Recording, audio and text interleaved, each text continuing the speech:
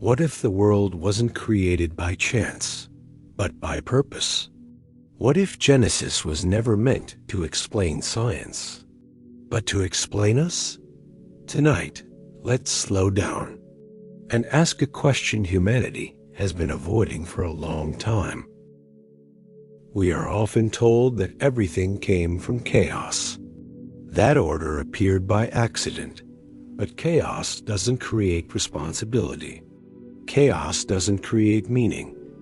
Chaos doesn't ask questions. Genesis begins not with confusion, but with structure. Light separated from darkness.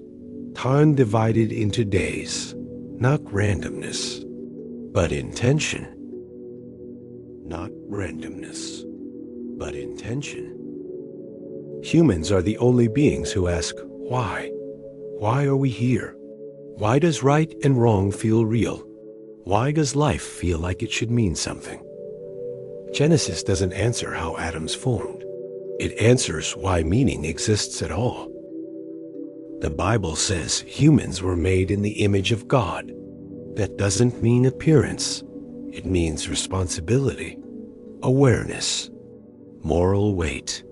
Animals live, humans reflect, and reflection requires purpose. Reflection requires purpose.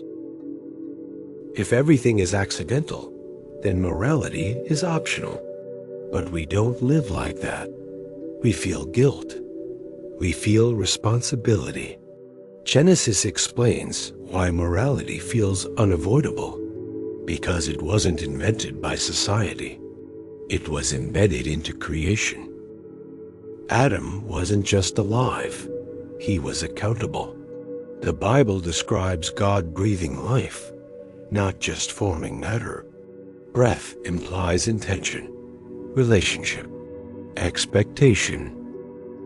Survival explains instinct, but it doesn't explain longing. Humans don't just survive, they search. Genesis suggests we were created not just to live, but to respond. Not just to live, but to respond. Genesis isn't trying to compete with science. It answers a different question. Not, how did matter begin? But why does life carry weight?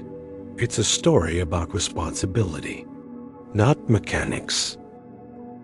If creation had purpose, then maybe your existence does too. Maybe you're not random, not replaceable, not meaningless.